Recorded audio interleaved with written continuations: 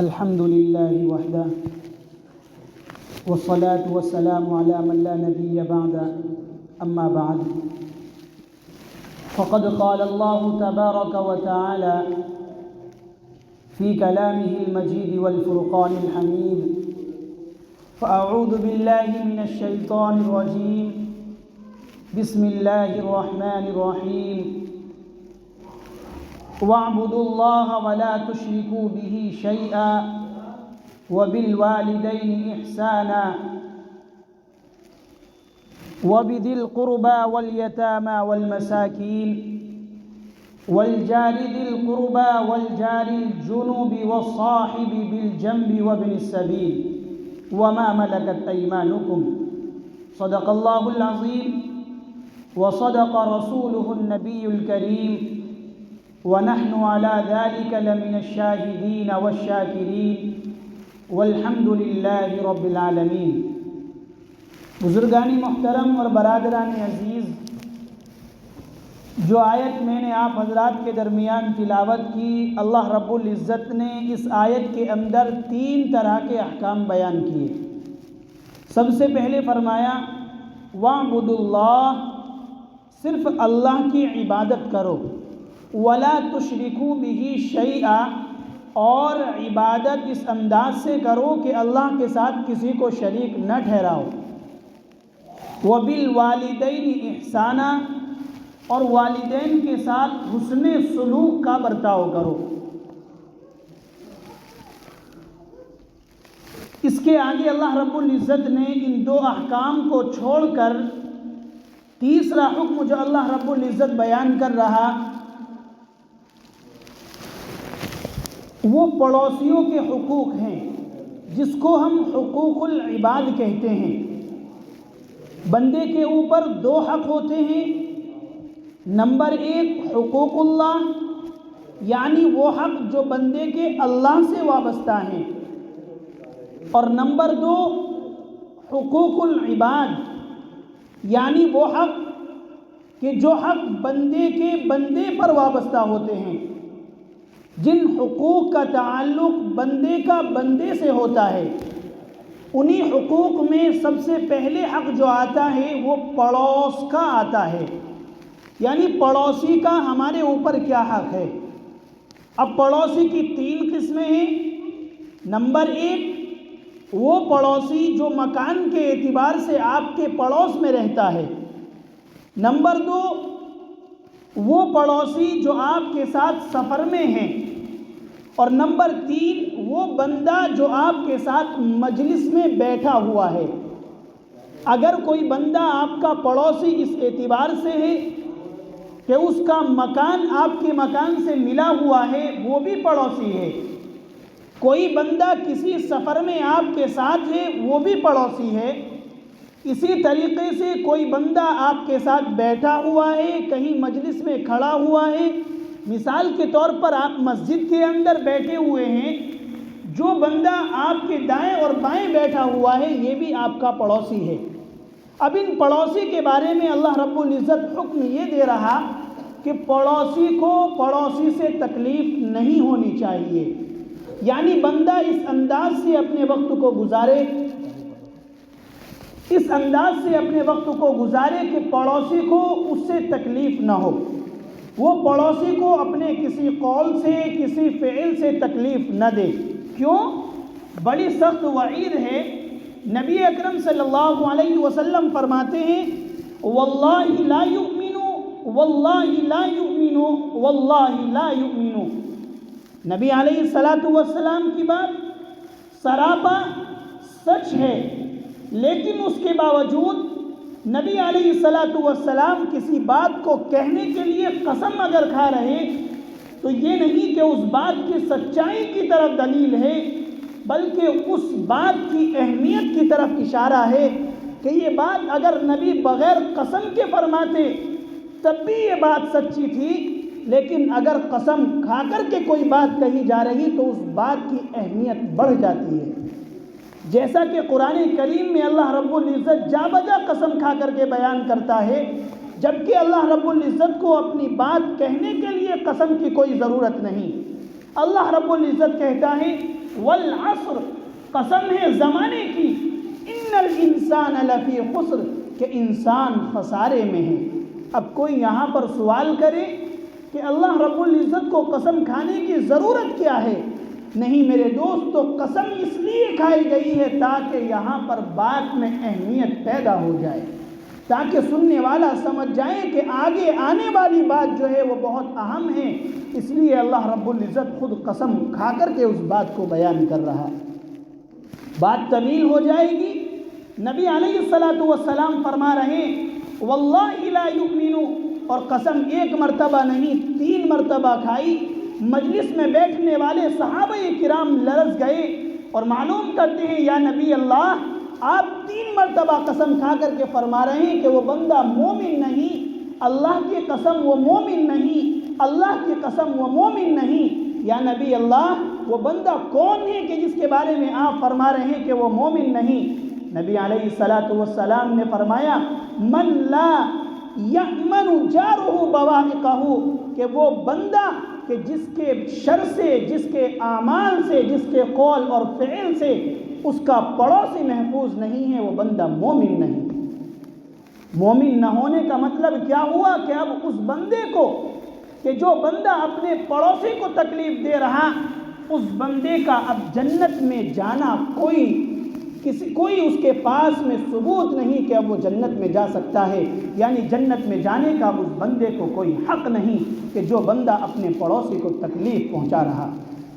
آج کل ہم معاشرے کا اگر دیکھیں اور ہم بہت دھیان کے ساتھ میں اس چیز کو دیکھیں تو ہر بندہ اپنی خوشی میں مگن رہتا ہے، اس کو یہ معلوم نہیں ہوتا کہ میری اس خوشی سے پڑوسی کو تکلیف ہو سکتی ہے۔ آپ اس کی مثال لیں کہ اگر کسی جگہ پر کوئی شادی کا فنکشن ہے اور اللہ نہ کرے اسی محلے کے اندر انہی لوگوں کے پڑوس میں اگر کوئی جنازہ اچانک سے اٹھ جائے تو جنازہ روانہ ہوتا ہے، اور یہ شادی کے فنکشن والے یہ نہیں سوچتے کہ آج اگر ہم اس فنکشن کو اس انداز سے نہ کریں، اپنی خوشی کا مظاہرہ اس انداز سے نہ کریں تو بہتر رہے گا، نہیں تو پڑوسی کو تکلیف ہوگی۔ میرے دوستو، دیکھا یہ جاتا ہے ایک طرف جنازہ اٹھ کر کے جاتا ہے اور دوسری طرف ڈی جے کا انتظام کیا جاتا ہے، یعنی جس کے یہاں غم ہے ہونے دو، ہمیں اپنی خوشی سے مطلب ہے۔ وہ کوئی کہتا ہے کہ محلے کا معاملہ تھا، پڑوس نہیں تھا۔ میرے دوستو، شریعت کے اندر پڑوس کا جو ایک احاطہ کیا جاتا ہے، فقہاء کرام نے لکھا ہے کہ 40 گھر پڑوس میں داخل ہوتے ہیں، 40 گھر پڑوس میں داخل ہوتے ہیں، یعنی 10 گھر کے دائیں جانب، 10 بائیں جانب، 10 گھر کے آگے اور 10 گھر کے پیچھے، یہ 40 اور 41 گھر کے ملنے کے بعد جو ایک محلہ تیار ہوتا ہے، یہ پورا محلہ آپس میں ایک دوسرے کا پڑوسی ہے۔ تو کوئی بھی کام کرنا ہے ہمیں یہ دیکھ کر کے کرنا ہے کہ ہمارے اس فعل سے پڑوسی کو تکلیف تو نہیں ہو رہی۔ نبی علیہ الصلوۃ والسلام نے تو یہاں تک فرمایا کہ تم اس انداز سے رہو کہ تم بھوکے پیٹ، تمہارا پڑوسی بھوکے پیٹ ہو اور تم سیر کرے ہوئے ہو، اللہ رب العزت کو یہ بات پسند نہیں ہے۔ یعنی تمہارے یہاں عمدہ کھانے استعمال کیے جا رہے ہیں اور تمہارا پڑوسی بھوکا ہے، وہ اس انتظار میں ہے کہ کہیں سے کچھ سالن کا انتظام ہو اور کہیں سے روٹی کا انتظام ہو۔ نبی علیہ الصلوۃ والسلام فرماتے ہیں کہ ایسے پڑوسی کو اللہ رب العزت پسند نہیں کرتا۔ یہاں تک کہ اگر آپ کے اندر پڑوس میں کوئی چیز بھیجنے کی طاقت نہیں ہے، آپ کے پاس اتنی وسعت نہیں ہے تو آپ نہ بھیجیں، لیکن نبی علیہ الصلوۃ والسلام احتیاط کے طور پر فرماتے ہیں کہ تم کھانا اس انداز سے بناؤ کہ تمہارے کھانے کی خوشبو پڑوس تک نہ جائیں، کہیں ایسا نہ ہو کہ تم وسعت نہ ہونے کی وجہ سے اس کو سالن نہ بھیج سکو اور تمہارے گھر میں بننے والے سالن سے اس بندے کو تکلیف ہو۔ یہاں تک کہ نبی علیہ الصلوۃ والسلام فرماتے ہیں کہ پڑوسی کو اس انداز سے رہنا چاہیے۔ علماء کرام نے فرمایا کہ اپنے بچے کو اگر تم نے کوئی چیز کھانے کے لیے لا کر دی ہے تو کوشش یہ کرنی چاہیے، بچہ بچہ ہوتا ہے، کہ وہ اس چیز کو گھر کے اندر رہتے ہوئے استعمال کرے۔ کہیں ایسا نہ ہو کہ اس چیز کو ہاتھ میں لے کر باہر نکلیں اور پڑوس کا کوئی بچہ اس کے ساتھ کھیلنے والا ہو اور اس کے دل میں یہ حسرت آنے لگے کہ کاش اگر میرا باپ موجود ہوتا تو مجھے بھی یہ چیز لا کر کے دیتا۔ نبی علیہ السلام کے درس میں تو ہمیں یہ تمام چیزیں ملتی ہے۔ ایک بزرگ کے بارے میں آتا ہے کہ ان کے محلے میں ارد گرد لوگ اکثر غریب تھے، ان کے یہاں پر کہیں سے فروٹ کا انتظام ہوا، آم کھائے جا رہے تھے، مہمان آئے ہوئے تھے۔ بعد میں آم کھانے کے بعد میں انہوں نے ایک بندے سے کہا کہ دیکھو یہ تھوڑے سے بکل اٹھاؤ اور یہ فلاں جگہ ڈال کر کے آؤ، یہ اٹھاؤ یہ فلاں جگہ ڈالو، یہ بکل اٹھاؤ یہ فلاں جگہ ڈالو، اور ان کی تمام گٹھلیاں جمع کر کر فلاں جگہ ڈالو۔ خادم نے یہ تمام کام کیا اور کہا کہ حضرت یہ معلوم کرنا چاہوں گا کہ یہ کوڑا تھا، آپ نے اس کوڑے کو جہاں تہاں ڈلوایا کہ کچھ یہاں ڈالو، کچھ یہاں ڈالو، کچھ یہاں ڈالو، آپ ایک جگہ بھی ڈلوا سکتے تھے، اس میں کیا حکمت ہے؟ تو انہوں نے کہا کہ اگر میں یہ سب کچھ ایک ہی جگہ ڈلوا دیتا تو دور سے دکھتا کہ یہاں پر کچھ بکل پڑے ہوئے ہیں، ہو سکتا تھا کہ کسی کو حسرت پیدا ہوتی کہ آج فلاں گھر میں یہ تمام چیزیں آئی ہیں اور ہم نے استعمال نہیں کی۔ یعنی بزرگان دین نے اس انداز سے اپنی زندگی کو گزارا کہ انہوں نے اپنے گھر کے کوڑے سے بھی پڑوس والے کو تکلیف نہیں پہنچائی، ہر کام میں یہ دیکھا کہ کہیں پڑوسی کو تکلیف نہ ہو جائے۔ اب ایک پڑوسی کے دوسرے پڑوسی پر چند حقوق ہیں، مختصر طور پر ان کو سنیں۔ سب سے پہلا حق یہ ہے کہ اگر پڑوس میں کوئی بیمار ہو آپ عیادت کریں۔ اب عیادت کا مطلب یہ نہیں کہ آپ جائیں، جانے کے بعد وہاں بیٹھ جائیں، صبح میں اگر پہنچے تو ناشتہ بھی، اور پھر دوپہر میں رکے ہوئے یہ کھانا بھی، پھر شام کا کھانا بھی، اس کے بعد سوچ رہے ہیں اگر جگہ ہو تو رات میں یہیں رکا جائے۔ اس انداز سے نہیں، بلکہ نبی علیہ السلام، بلکہ کچھ لوگ اس انداز سے تعزیت کرتے ہیں کہ وہاں پہنچتے ہیں اور پہنچنے کے بعد مزاج پرسی مریض کی کیا پریشانی ہے، وہ کہتے ہیں کہ فلاں بیماری، علاج کہاں کا چلا، کہ فلاں جگہ کا، تو آدھی باتوں میں اس کو مار دیں گے۔ وہ کیا بات ہے؟ وہ کہیں گے کہ یہ بیماری جو آپ کو ہوئی ہے، میرے تعلقات میں اتنے لوگ چل بسے اس بیماری میں، یعنی کہنے کا مطلب یہ ہے کہ ٹکٹ آپ کا بھی کٹ چکا، بس گاڑی آنے ہی والی ہے۔ ارے اللہ کے بندو، اس کے پاس پہنچو اور پہنچ کر اس انداز سے کہو۔ نبی علیہ السلام فرماتے ہیں جب تم کسی کی عیادت کرنے کے لیے جاؤ تو وہاں جانے کے بعد کہو لا بأس طہور انشاءاللہ، کہ افسوس کرنے کی ضرورت نہیں، اللہ بہت جلدی آپ کو ٹھیک کر دے گا۔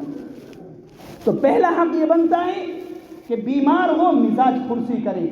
دوسرا حق، اگر پڑوس میں انتقال ہو جائے تو آپ اس انتقال میں شریک ہو، اور کس انداز سے شریک ہو؟ اس انداز سے نہیں کہ جنازہ اٹھنے کا انتظار اور اس کے بعد دیکھ کہاں لگنی ہے کہاں نہیں، یہ نہیں، بلکہ آپ پہنچے اور پہنچنے کے بعد اس کو تسلی دے اور آپ کہیں کہ آپ اپنے کاموں سے فارغ ہو، خبر کا انتظام میں کر دوں گا۔ دوسرا بندہ پہنچنے کے بعد کہے آپ اپنے کام میں لگے رہیں، کفن کا انتظام میں کروں گا۔ اس انداز سے آپ اس کے کاموں کو بانٹیں، اور بانٹنے کے بعد آپ یہ ثابت کریں کہ ہم آپ سچے اور پکے مومن ہیں۔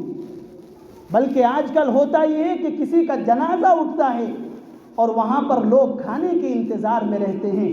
یاد رکھنا وہ کھانا جو اس وقت بنتا ہے وہ پڑوسی کے لیے کھانا درست ہی نہیں ہے۔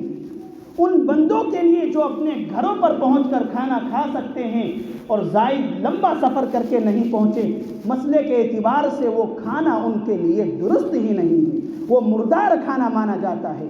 لوگوں میں یہ مشہور ہے، بات کو کہتا چلوں، لوگوں میں یہ مشہور ہے کہ جب تک اس کھانے کو نہ کھایا جائے روح بھٹکتی رہتی ہے۔ میرے دوستو یہ غلط ہے، بلکہ اس دن پڑوسی کو کرنا یہ چاہیے کہ آپ اپنے گھر پہ کھانا تیار کریں، اور اس پڑوسی کو کہ جس کے بیٹے کا جنازہ اٹھا، اور اس بیٹے کو کہ جس کے باپ کا، جس کی ماں کا جنازہ اٹھا، آپ اپنے دسترخوان پر بلائیں اور بلانے کے بعد آپ خود بھی کھائیں، اس کو بھی کھلائیں، یعنی اپنے گھر سے آپ کھانا اس کے یہاں پہنچائیں۔ کیوں؟ اس دن کھانا بننے کا تصور نہیں ہوتا۔ تو دوسرا حق یہ ہے کہ پہلا حق بیمار ہو مزاج پرسی کرے، دوسرا حق اگر انتقال ہو جائے تو اس کے گھر پر پہنچے اور جنازے میں شریک ہو، اس کے کام کو بانٹے۔ اسی طریقے سے اس کی تعزیت کرے، انتقال کے بعد اس کے یہاں پہنچے اور صبر والی باتیں اس کو کہے۔ اسی طریقے سے ایک پڑوسی کا دوسرے پڑوسی پر یہ بھی حق ہے۔ نبی علیہ الصلاۃ والسلام نے یہاں تک فرمایا اگر کوئی خوشی ہے آپ جائیں اور اس کو مبارکبادی دیں۔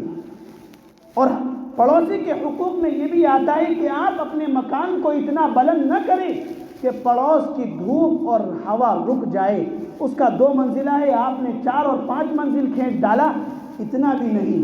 آپ کو ضرورتیں بنا سکتے ہیں، لیکن جب تک آپ کو ضرورت نہیں ہے آپ ہر کام میں یہ دیکھیں کہ اس کام سے میرے پڑوسی کو تکلیف تو نہیں ہوگی۔ تو بیمار ہو مزاج پرسی کرے، انتقال ہو اس میں شریک ہو، انتقال کے بعد تعزیت کرے۔